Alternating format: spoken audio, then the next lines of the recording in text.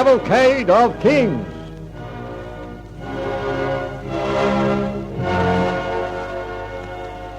Henry VIII, Part 1.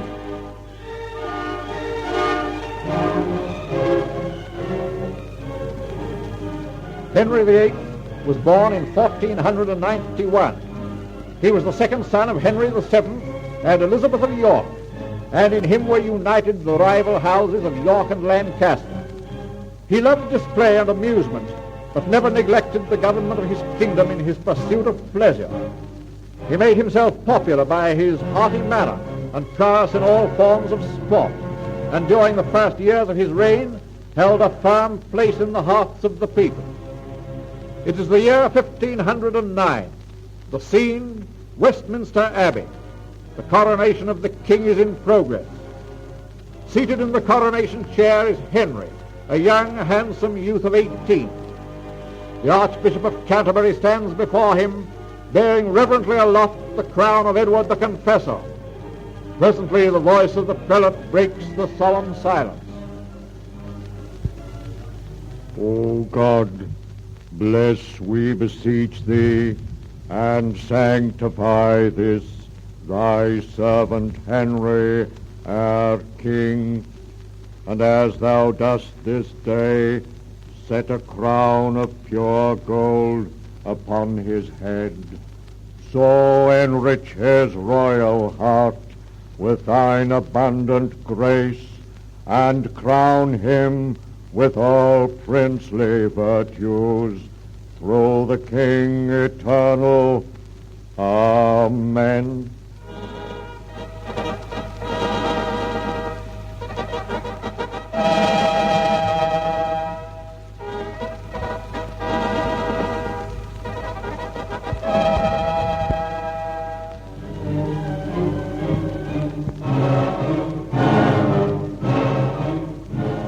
Henry married Catherine, his brother's widow, and for years they lived happily together.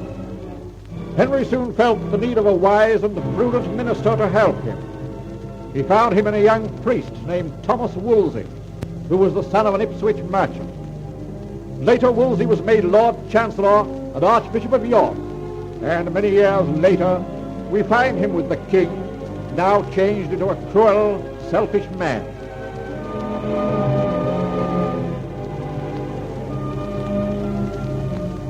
You say, good Wolsey, that the soldiers fought right bravely for me, and that 'twas they who won the Battle of the Spurs in France, and also defeated the Scots at Flodden Field. Well, why not? Did I not pay them in good coin of the realm for their services? You did, sire. But whilst fighting for you these many years, they have forgotten how to work.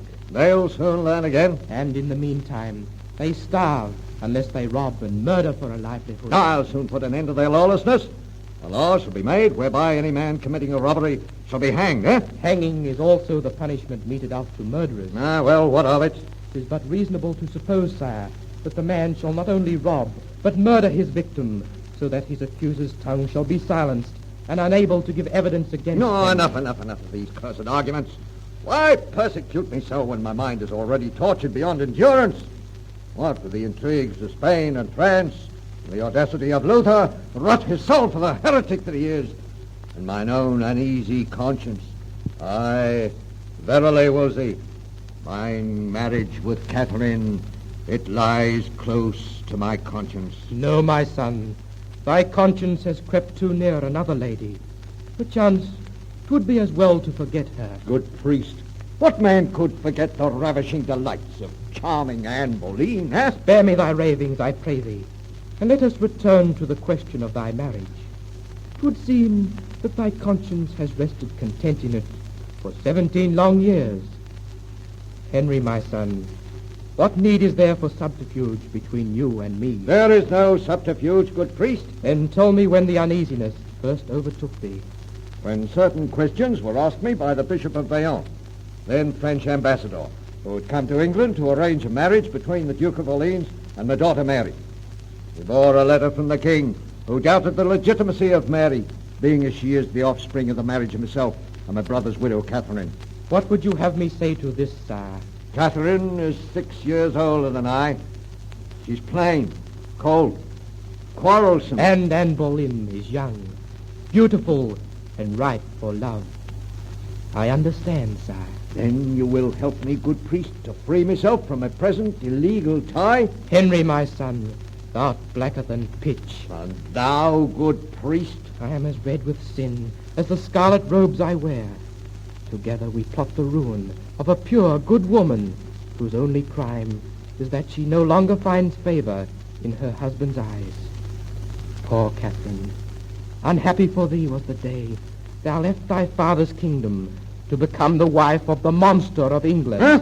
Art free with thy tongue, priest? For once I spake a word of truth.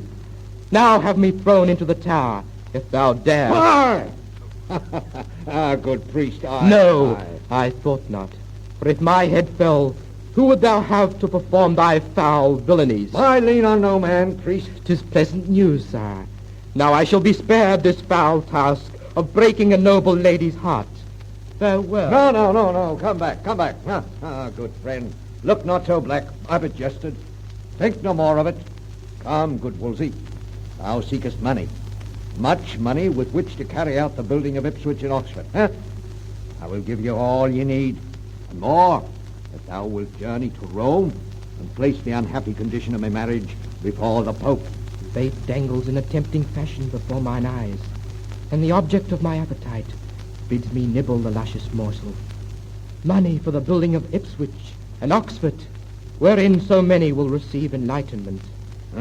Well, you will go to Rome, good Wolsey. Tomorrow will see me on my way, sire.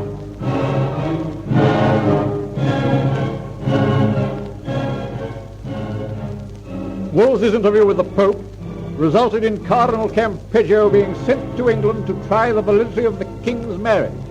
And in 1529 the court was opened at Blackfriars. Henry and Catherine, Wolsey and Campeggio have taken their places.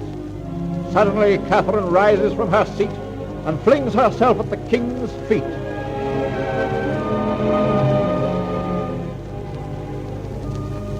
Sire, give me justice. I beseech thee to give me justice and to bestow pity upon me. I am but a poor woman, a stranger born out of your kingdom. I have no friends here to advise me, nor to guide me. Alas, sire, in what way have I offended thee, that thou should cast me from thee like a worn-out garment? No, Catherine, Sire, for nearly 20 years I have been a true and humble wife. I have borne my children and lived a good, pure life, and mine honor is chaste and untarnished by the breath of scandal. Good Catherine, against thee there is no charge. Always hast thou been a devoted, loving wife. But the learned men have discovered that our marriage is not legal, you being the widow of my brother. Sire, think thee that thy father and mine, both prudent men and possessing great wisdom, would have countenanced our alliance if 'twere not lawful? Oh, sire, I beseech thee to spare me till I receive advice from Spain. Nay, I implore thee in the name of God. Noble lady, what better advisers dost need than these reverend fathers to plead thy cause? His Grace has spoken well. Therefore, madam, pray permit the case to proceed, and that without delay. My Lord Cardinal Campeggio's commands must be obeyed, wife, huh? As ye will, husband. But I will speak first to Wolsey. Your pleasure, madam. This, you are mine enemy, and I will not permit ye to judge me. For it is you who have planned this vile thing, and I utterly loathe you for your malicious wickedness. Noble lady, you know not how bitterly you wrong me. The queen is obstinate, stubborn, and disdainful. 'Tis not well. I like not her attitude. All are arraigned against me, and I will not stay and be a party to this mockery of a trial. Catherine, I command you to remain. Husband, thou knowest not what ye do to me. I am like a poor wild animal caught in a trap, the victim of cruel taunts and base accusations, and yet I am innocent of all guilt. Henry, have pity on this poor heart of mine that loves ye well.